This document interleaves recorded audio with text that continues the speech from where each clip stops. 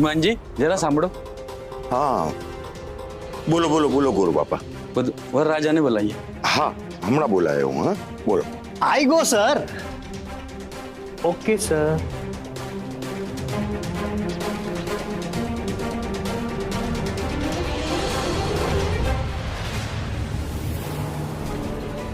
શું છે કેશવ ને? આ રહ્યા કેશવ, જુઓ.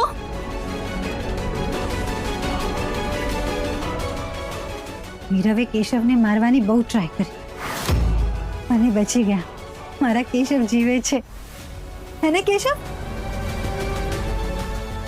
મામા, તમને ખબર છે આ નીરજ છે ને બહુ ખરાબ છે, બહુ એટલે બહુ ખરાબ છે. કેશવને તો બધી ખબર છે. કેશવ તમે જ કહો ને, તમે જ કહો ને બધાને. મામા, મામા પ્લીઝ, મને ક્યાંય નથી જવું. પ્લીઝ મને નહીં મોકલો ને. પ્લીઝ મામા પ્લીઝ, હું બહાર પણ નહીં જાઉં. બસ ધેટ્સ માય પ્રોમિસ. હું તમારી આગળ હાથ જોડું છું. પ્લીઝ ગુરુ મામા, પ્લીઝ મને નહીં મોકલો ને. ફૈબા તમે કહો ને મામાને પ્લીઝ. अंदर आई जाओ. चलो. અરે અરે મારે નથી જવું. કાકા મામા પ્લીઝ, કાકા પ્લીઝ એને નામ મને નહીં મોકલો. કાકા હું ગાંડી નથી, હું ગાંડી. પ્લીઝ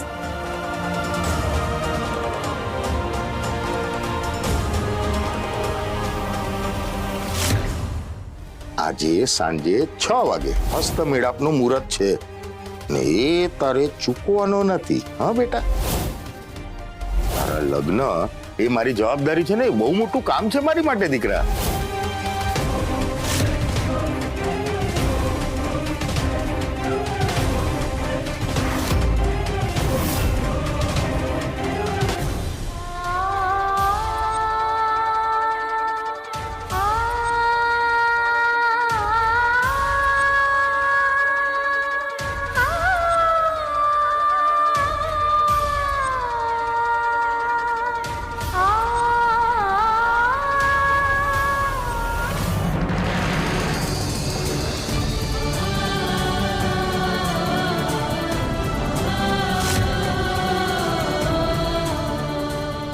ગુરુ મામા, મારે નથી જવું.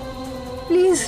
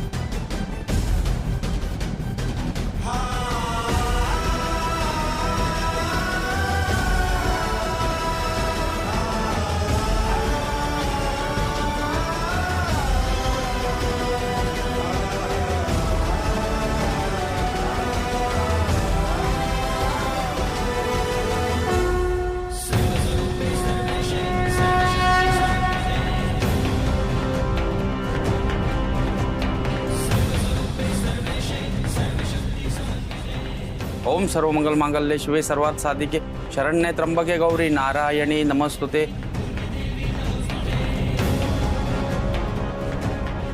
હવે કલાક ને પછી બધું મારું.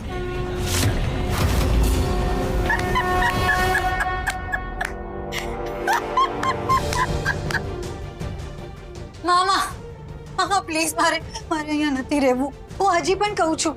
પ્લીઝ મામા, તમે જે કહેશો ને હું એ માનીશ, પણ પ્લીઝ પ્લીઝ મારે અહીંયા નથી રહેવું. પ્લીઝ બેટા, હું એને ક્યાં ના પાડું છું? આજ સુધી તે મારું કહ્યું બધું કર્યું છે, પણ બેટા તારી તબિયત સારી નથી ને એટલે. શું થયું મારી તબિયતને? હું એકદમ સારી છું. મામા મને એક વાત કહું, પોતાની જાતને પૂછો. તમે ઐશ્વર્યા સાથે ક્યારે આવું કર્યું હોત? ના ને, તો પછી મારી સાથે કેમ? જો બેટા તું સમજ, તું છે ને તું સારી થઈ જશે ને એટલે બધું સારું થઈ જશે. હા મામા પ્લીઝ, હું ગાંડી નથી. તમને હા બરાબર લાગે છે? મામા પ્લીઝ મને પાછા લઈ જાઓ ને. પ્લીઝ મામા મારી પ્લીઝ. વાત સમજ. ના મામા ના, મામા મારે નથી જવું. મામા પ્લીઝ.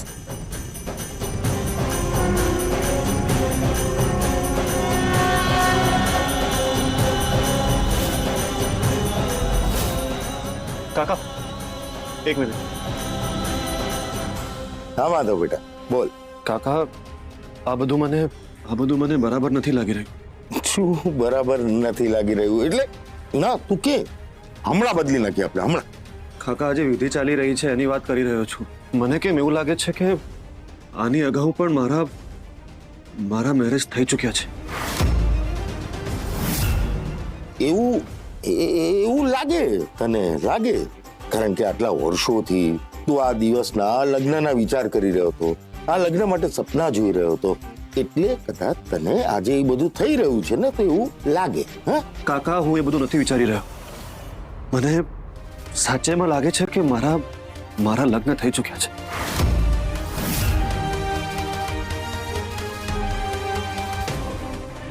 આને તો ઘેનમાં જ પરણાવી દેવાની જરૂર હતી. માધવ તું આ બધું મૂક ને. આ તારા આપણા પરિવાર વાળા આવ્યા, જો તારા મામા તારી ફોઈ ત્યાં શું ઉભા છો? અહીંયા આવો, માધવને મળો તો ખરા. આવો આવો આવો. જો આ તારા મામા છે. હા આ જુઓ તમારો ભાણિયો, એક્સિડન્ટ પછી જુઓ કેવો લાલ ટમાટર જેવો કરી નાખ્યો છે મેં. અરે તમે ધ્યાન રાખતા હો, પછી અમારે શેની ચિંતા? અને માધવ આ જો આ છે ને તારી ફોઈ, મારી બેન. ચાલો ચાલો ગોરબાપા હવે વિધિ શરૂ કરો. ચાલો. હા કાકા એક મિનિટ.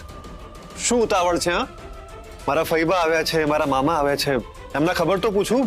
હા પૂછું કે નહીં? હા પૂછી લે હવે. પૂછી. ફઈબા બધું બરાબર છે ને? કોઈ તકલીફ? ના ના બધું બરાબર. સરસ. તમે બેઉ મારા પહેલા મેરેજમાં આવ્યા હતા ને? ફઈબા મામા મેં તમને કઈ પૂછ્યું, આવ્યા હતા?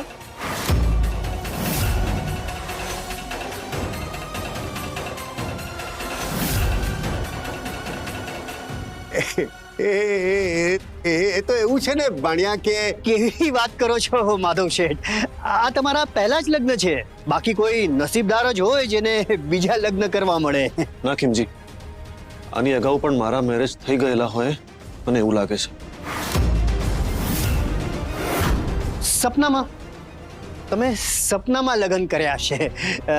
શું છે માધવ સર કે આ જ ઉંમર છોકરાઓની સપના જોવાની છે, તો તમે સપનામાં જ લગ્ન કર્યા છે. એક્ઝેક્ટલી માધવ, કિમજી બરાબર કે છે. તું એ જ લગ્નની વાત કરતો હોઈશ. હા ચલો બેસો. આમ વિધિમાંથી ઉભા ન થવાય માધવ. બેસ જાઓ ગોરબાપા. બેસ. બોલો ગોરબાપા હવે શું? હા કિમજી હલો. હા આવી ગઈ.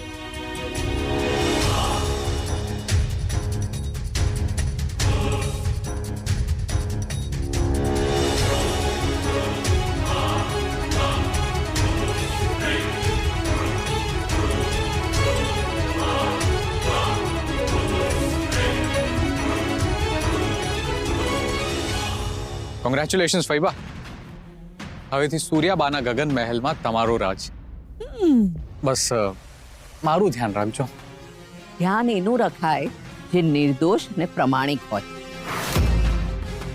તમે કહેવા શું માંગો છો? એ તું સમજી ગયો. મર્યાદામાં રહીશ તો માન મેળવીશ, ને મર્યાદા ચૂક્યો તો તું આજે બધું કરી રહ્યો છે ને એ હું 50 વર્ષ પહેલા કરીને બેસી ગઈ છું. હવે તો આ ગગન મહેલ મારી સામે ઝૂકશે અને મને કહેશે કે હું તારો ગુલામ. આને દીવા સ્વપ્ન કહેવાય, પણ ઠીક છે ને, સપના જોવાનો હક બધાને હોય. તું મારી રાણી અને હું તારો તાજ. થોડા જ દિવસોમાં તમે બોલશો હું તારી નોકરાણી અને નીરવ તું મારો માલિક.